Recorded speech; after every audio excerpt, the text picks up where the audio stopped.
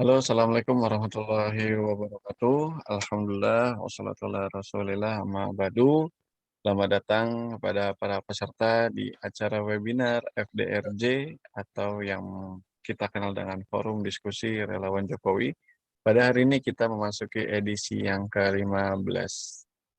Perkenalkan, saya Muhammad Nurul, akan memimpin ataupun akan menjadi operator webinar kita pada siang hari ini yang bertemakan Jokowi 3 periode, why not? Sebelum acara ini kita mulai, saya akan menyampaikan beberapa hal yang akan diterapkan pada webinar kita, yaitu yang pertama adalah webinar ini akan terbagi menjadi 3 sesi. Sesi yang pertama adalah doa pembuka dan sambutan yang akan disampaikan oleh koordinator FDR Jokowi, yaitu Gus Soleh. Selanjutnya ada pengantar diskusi, ada keynote speaker. Untuk sesi yang kedua adalah acara intinya, yaitu penyampaian narasi dan opini oleh para narasumber yang akan dimoderatori oleh sahabat kita semua, yaitu Bapak Muhardi Karyanto. Untuk sesi yang ketiga adalah tanya jawab peserta dan juga closing statement. Namun sebelum acara ini kita mulai, kami dari Panitia FDR Jokowi edisi yang ke-15 ingin menghimbau kepada para peserta untuk mengirimkan screenshot bukti keikutsertaan ke grup webinar FDR Jokowi yang ke-15. Dan untuk narasumber, jangan lupa untuk handphonenya dalam keadaan landscape, bukan dalam keadaan portrait ya, dalam keadaan landscape. Untuk apa? Supaya bagus nanti saat ditampilkan di YouTube. Selanjutnya, mari kita dengarkan lagu Indonesia Raya untuk meningkatkan rasa kecintaan kita kepada bangsa Indonesia. Mari kita simak dengan seksama lagu Indonesia Raya. Indonesia tanah airku, tanah tumpah darahku. Selalu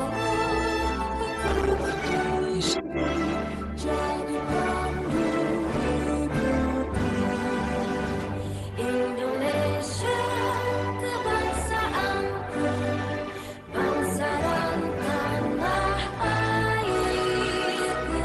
Marilah kita bersatu, Indonesia bersatu. Hiduplah tanahku, hiduplah negeriku, bangsaku, rakyatku, semuanya. Bangunlah jiwanya, bangunlah badannya untuk Indonesia Raya. Indonesia Raya, merdeka, merdeka, tanahku, negeriku yang kucinta. Indonesia Raya, merdeka, merdeka, hiduplah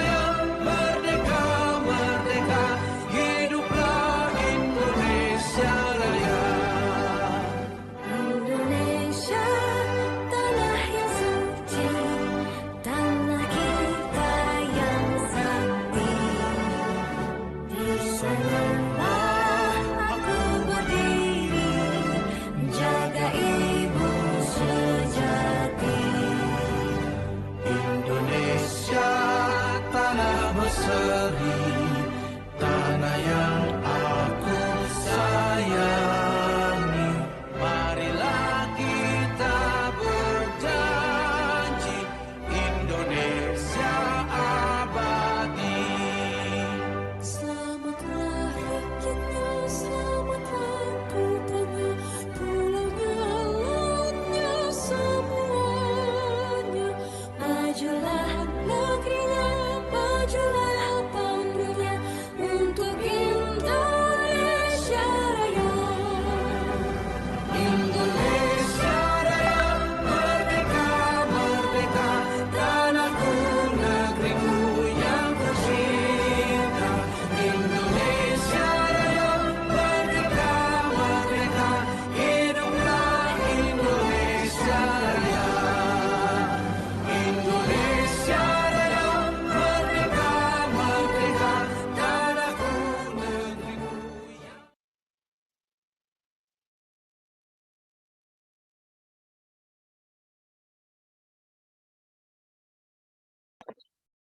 Terima kasih, semoga dengan diperdengarkannya lagu Indonesia Raya tersebut dapat meningkatkan rasa kecintaan kita kepada bangsa Indonesia. Untuk selanjutnya, kami menyerahkan kepada Gus Soleh MZ untuk memberikan doa iftitah ataupun doa pembuka dan juga pengantar prakata panitia. Untuk Gus Soleh, kami persilakan. Tes 1, 2, 3. Jelas suaranya Mas Nurul? Oke, mantap Halo? Gus. Mantap, Jelas suaranya? jelas. Ya.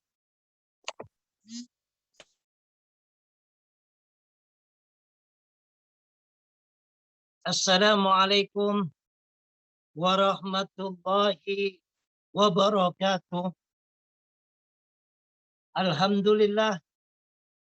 Innal hamdalillah. Summa salatu ala Rasulillah wa ba'du. Selamat siang. Salam sejahtera buat kita semuanya. Salam Pancasila, salam Bhinneka Tunggal Ika, salam juang relawan Jokowi. Merdeka.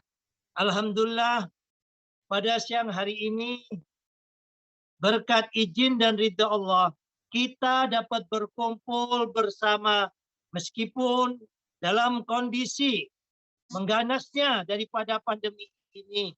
Akan tetapi dengan kecanggihan teknologi, kita dapat berkumpul bersua di webinar Zoom. Mudah-mudahan pertemuan ini dicatat, ditulis oleh Allah sebagai pertemuan yang membawa berkah. Sehingga apa yang kita diskusikan ada dalam qada dan qadarnya Allah. Ada pada kehendaknya Tuhan Yang Maha Esa. Sehingga para narasumber yang ada di tempat ini dipakai oleh Tuhan, dipakai oleh Allah untuk menyuarakan suara rakyat yang berkeinginan agar Bapak kita Presiden Jokowi ini yang terhambat kinerjanya disebabkan karena pandemi, cita-citanya dapat terwujud, bahkan lebih dahsyat lagi dengan bisanya 3 periode. Bapak-bapak, ibu-ibu, terlebih para narasumber yang kami hormati dan kami cinta sayangi. Berbicara Presiden Jokowi 3 periode merupakan sesuatu yang sulit. Tetapi sesulit apapun, di mana ada kemauan, di situ pasti ada jalan. Tidak ada kata yang mustahil ataupun tidak mustahil apabila Allah sudah kun fayakun ataupun berkehendak. Akan tetapi semuanya itu innallaha la yughayyiru ma biqaumin. Sesungguhnya Allah tidak mengubah nasib seseorang ataupun keadaan seseorang ataupun kemauan seseorang apabila seseorang tersebut tidak memiliki keinginan yang kuat. Kami sebagai rakyat Indonesia Zoom ini berkeinginan sekali agar Pak Deku Bapak Jokowi, atau bahasa lainnya, kami meminta, kami memohon agar Pak D. Jokowi bersedia untuk dicalonkan lagi pada periode ketiga. Akan tetapi jelas itu akan ditolak oleh Pak D. Sebab apa? Apabila diterima saat ini, maka berarti Pak D. Jokowi melanggar undang-undang. Bagaimana caranya? Nanti akan disampaikan oleh para narasumber kita yang ahli di dalam bidang hukum. Di sini ada advokat, ya, siapa? Pak Suhadi, ada Bu Heni, dan juga ditambah narasumber-narasumber yang lainnya yang luar biasa. Caranya bagaimana?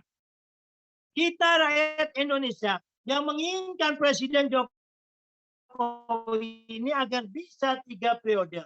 Meminta, memohon, seperti yang sangat luar biasa. Diadakan suatu bentuk referendum rakyat, permohonan rakyat dari masyarakat NTT yang telah digelar kemarin lusa itu. Meminta kepada DPR dan MPR untuk referendum daripada undang-undang yang ada. Wah, apa itu nggak menyalahi demikian? Undang-undang yang ada pada bangsa dan negara diubah sesuai dengan proses atau prosedur yang ada. Ingat, pasca reformasi, undang-undang kita sudah 4 kali diamandemen. Kita melihat, ya khususnya Gus, sudah berumur 50 tahun lebih. Gus tidak mengenyam ataupun merasakan zamannya Pak Karno. Karena tahun 65 Gus belum lahir. Apalagi 60 ataupun tahun 45. Yang lahir kakak-kakak Gus. Nah, di saat waktu zaman daripada Orde Baru sampai kepada presiden yang merasakan begitu hebat, begitu luar biasanya, baik itu pembangunan maupun perhatian presiden kepada rakyatnya yang dimiliki oleh seorang yang bernama Presiden Jokowi ini. Kita mendengar dulu di saat sekolah, khususnya Gus waktu SD maupun SMP maupun aliyah, dinyatakan bahwa Bapak Pembangunan Bangsa adalah Pak Harto. Karena memang zamannya waktu itu zaman Pak Harto. Akan tetapi pembangunan itu hanya berada di wilayah Jawa ataupun sebagian Sumatera dan sebagian luar Sumatera dan Jawa saja. Dan terkesan seakan-akan Jawa sentris. Padahal Indonesia ini dari Sabang sampai Merauke, dari Pulau Miangas sampai Pulau Rote. Nah, di zaman Presiden Jokowi ini, tidak ada lagi Jawa sentris. Yang ada adalah Nusantara ataupun Indonesia sentris. Dibangun tol, bukan hanya di Jawa. Di Jawa yang sudah banyak tol juga dibangun. Di Sumatera, di Sulawesi, di Kalimantan, bahkan yang masih banyak hutan-hutannya seperti Papua ini juga dibangun tol. Kereta api yang berjalan itu hanya di Jawa sama Sumatera. Di zaman Pak Jokowi barusan saja diresmikan kereta api di Sulawesi. Bahkan juga di Kalimantan dan akan mungkin di daerah-daerah yang lainnya. Seperti tadi yang telah dibunyikan ataupun dihidupkan oleh operator Zoom tentang 22 kerja gila Presiden Jokowi yang bikin dunia takjub. Yaitu menghidupkan tol-tol laut, baik itu dari Tanjung Priok, ya Jakarta, menghubungkan daerah-daerah yang lain. Dan juga di wilayah timur, itu dipusatkan di Tanjung Perak, Surabaya, ke NTT maupun daerah-daerah sekitar yang ada di Indonesia Timur sana. Banyak langkah-langkah yang luar biasa yang telah dilakukan dan ini nyata dirasakan oleh seluruh rakyat Indonesia dari Sabang sampai dulu orang-orang Indonesia khususnya yang tinggal di perbatasan merasa sangat malu menjadi orang Indonesia. Kalau mau foto, mau selfie, itu di perbatasannya negara Kalimantan yang berbatasan, negara Malaysia di Kalimantan yang berbatasan dengan Malaysia. Sekarang tidak. Indonesia tidak kalah gengsi. Justru banyak di daerah perbatasan negara-negara luar itu foto selfie-selfie-nya ke negara kita Indonesia. Hampir setahun di periode kedua daripada kepemimpinan Presiden Jokowi diuji dengan adanya COVID-19 sehingga anggaran-anggaran yang ada banyak dialihkan untuk penanggulangan COVID-19 ini, baik vaksinasi yang menghabiskan anggaran yang luar biasa dan juga kepentingan-kepentingan kesehatan yang lainnya. Sehingga tidak bisa terkonsentrasi untuk mewujudkan daripada mimpi Bapak kita Presiden Jokowi ini di periode kedua. Padahal beliau wong desa, tetapi dipakai oleh Tuhan untuk mewujudkan cita-cita luhur bangsa kita, terwujudnya keadilan sosial bagi seluruh rakyat Indonesia, itu ada pada Presiden Jokowi. Maka dari itu, kami sebagai rakyat biasa dan juga sebagai relawan Jokowi, mohon dengan hormat lagi sangat kepada wakil-wakil rakyat kami yang ada di DPR maupun MPR serta DPD. Hendaklah dengan penuh kehikmatan untuk mengubah ataupun mengamandemen undang-undang agar bisa 3 periode. Mungkin ini pendahuluan atau sambutan yang dapat kami sampaikan. Nanti akan diperjelas oleh pengantar diskusi dengan saudara saya yaitu Mas Imam Subagio. Demikian dari kami. Mari terus kita naikkan dan kita ramaikan tagar Jokowi 3P atau Jokowi 3 periode. Demikian dari kami. Salam juang relawan Jokowi. Salam Jokowi 3 periode. Optimis. Merdeka, merdeka. Pasti terwujud. Menang. Assalamualaikum warahmatullahi wabarakatuh. Waalaikumsalam warahmatullahi wabarakatuh. Terima kasih kepada Gus Saleh yang telah memberikan doa pembuka dan juga sambutan pelaksana. Untuk selanjutnya adalah pengantar diskusi yang akan disampaikan oleh sahabat kita semua yaitu Bapak Imam Subagio. Pada Bapak Imam Subagio, kami persilakan. Terima kasih, Mas. Assalamualaikum warahmatullahi wabarakatuh. Selamat siang, salam sejahtera. Rahayu. Saya Imam Subagio.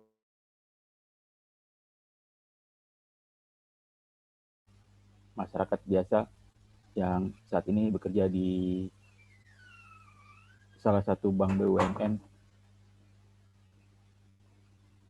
Beberapa saat yang lalu aku sempat berdiskusi dengan Gus.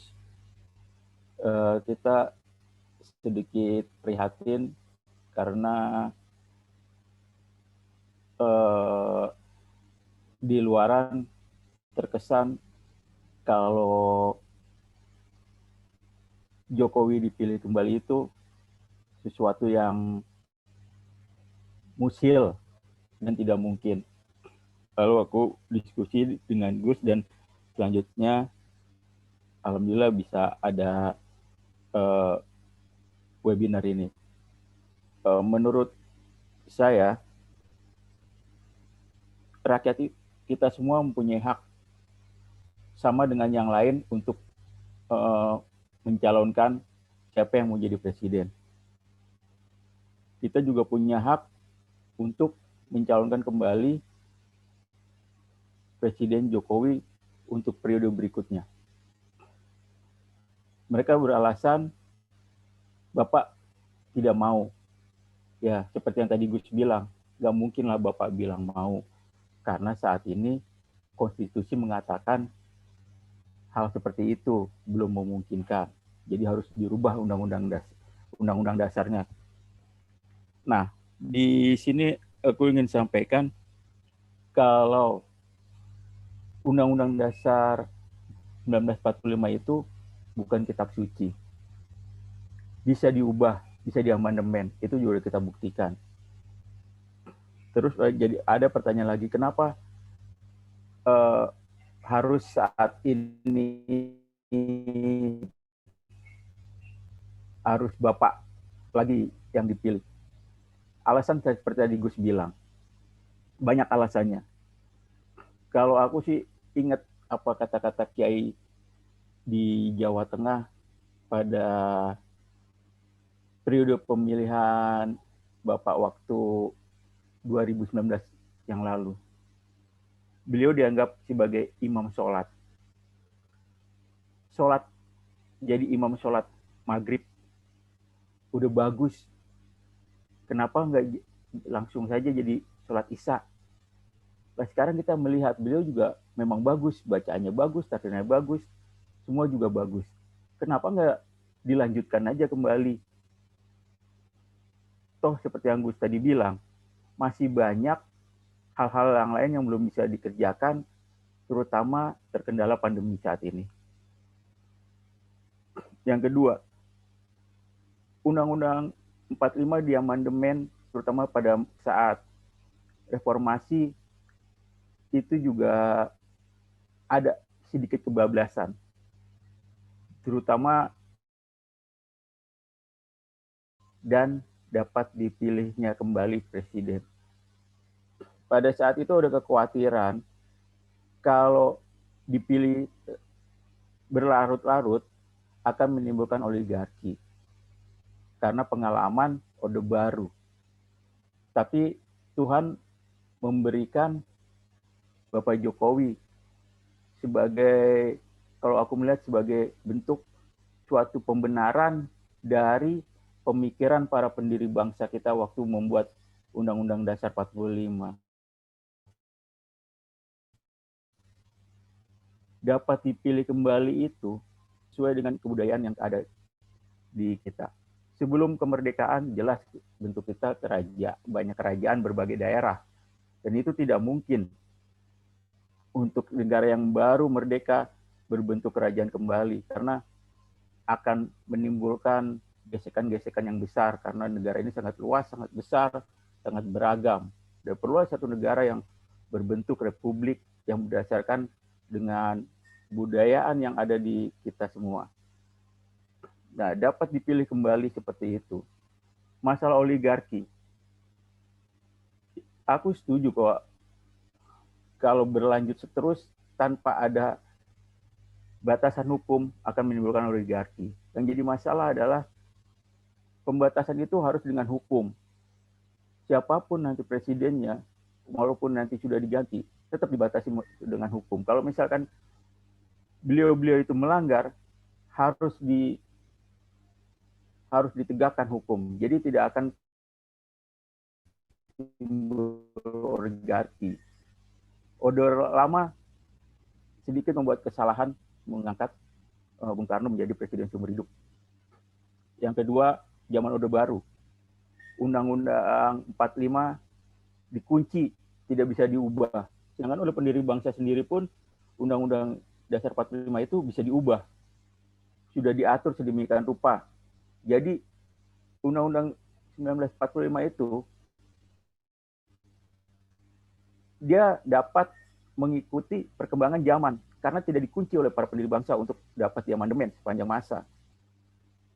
Yang ketiga ya, untuk masalah amandemen kembali, dan ada beberapa pengamat ataupun pembicara yang mengatakan bahwa itu adalah melanggar reformasi, semangat reformasi. Sebetulnya tidak. Justru semangat reformasi itu ingin membuat kita kembali ke Undang-Undang Dasar 45 dan Pancasila yang benar-benar tidak untuk kekuasaan sesaat dan untuk melanggengkan kekuasaan seperti yang dilakukan oleh Orde Baru dan kekayaan kita yang dieksploitasi sedemikian rupa sehingga saudara-saudara kita terutama yang di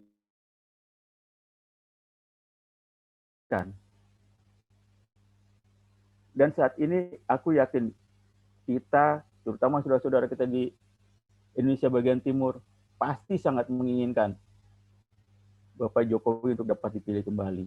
Sekarang kuncinya dari satu, di parpol. Semua itu harus ada tangan parpol untuk mengubah amandemen. Sekarang parpol juga akan melihat keadaan masyarakat, rakyat umumnya. Apalagi sekarang ada era relawan yang begitu kuat untuk menyuarakan apa yang mereka inspirasikan. Semoga apa yang kita akan perjuangkan, seperti yang Gus doakan, kita akan bisa mewujudkannya, karena parpol beberapa belakangan ini juga sudah ingin agar GBHN untuk diadakan kembali di Undang-Undang Dasar, karena GBHN itu ibarat tangga untuk mencapai cita-cita yang ada di pembukaan Undang-Undang 45. Kalau tangganya jadi buang, gimana kita mau mencapai itu? Setiap presiden ganti akan berubah lagi tahapannya. Jadi mereka itu udah ketakutan waktu zaman reformasi untuk agar tidak terulang lagi seperti zaman Orde Baru. Seperti halnya mahasiswa pada saat itu, guys. Mahasiswa pada saat 98, 99, dia tidak mau ikut masuk ke parlemen karena takut mengulang kesalahan seperti senior-seniornya terdahulu di zaman 66. Tapi ternyata kita salah. Kita nggak ada di parlemen, kita nggak bisa ngapain. Akhirnya jadilah kejadian seperti Gus Dur. Yang kita harapkan bisa berbuat banyak, tapi di tengah jalan dilengsarkan seolah-olah negara hanya permainan mereka orang saja. Sedangkan kita hanya bisa jadi penonton. Akhirnya kita masuklah. Alhamdulillah ada bagian besar mahasiswa aktivis 98 yang masuk ke parlemen dan bisa mewarnai parlemen. Tidak hanya dikuasai oleh para politikus yang lama. Dari situ aku yakin, insya Allah perjuangan ini bisa dilakukan. Emang suatu yang sulit, tapi bukan suatu yang mustahil. Semua mesti bisa dilakukan. Hampir seluruh elemen masyarakat yang aku dengar juga ingin Bapak untuk dipilih kembali. Salah satunya dari Ketua Presidium Jari 98 atau Jaringan Aktivis Reformasi 90, menitip salam kepada para hadirin yang ada bahwa Jari 98 mendukung gerakan Jokowi 3 periode menuju 2024 sampai 2029. Saya kira cukup sekian pengantar dari saya. Terima kasih. Assalamualaikum warahmatullahi wabarakatuh.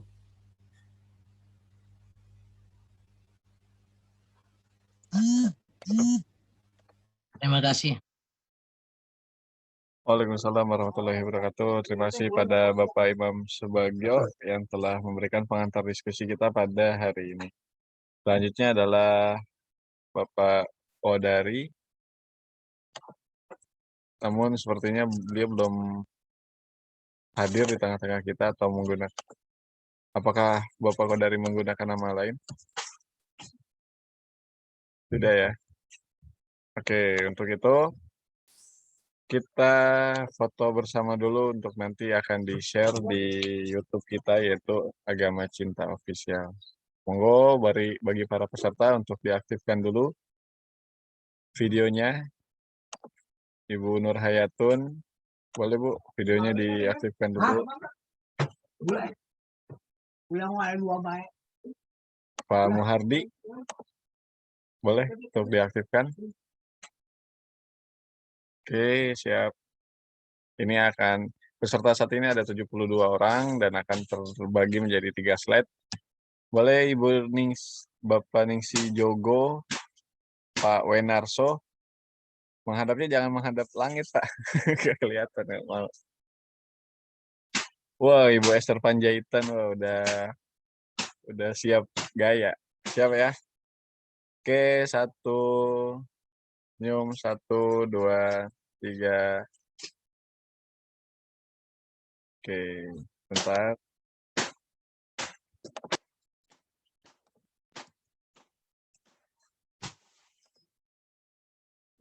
Oke, untuk slide selanjutnya boleh senyum, siap. Ibu Nur Hayatun, Ibu Wani Wahyu Ningsi, Bu Teresia boleh diaktifkan, Bu, videonya. Bang Benjamin Birma, monggo diaktifkan, Bang, videonya. Oke, siap ya. Akan saya foto 1, 2, 3. Oke, siap. Slide terakhir. Terakhir, monggo senyumnya. 1, videonya diaktifkan, jangan lupa. Ibu Luzi itu udah senyumnya udah manis banget. Ayo yang lain senyum jangan lupa. 1, 2, 3. Oke.